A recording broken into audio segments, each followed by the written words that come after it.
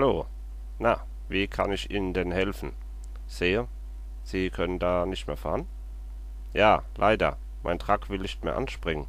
Ich weiß auch nicht warum. Vielleicht können Sie mir helfen. Ja, dann lassen Sie uns mal ans Werk gehen.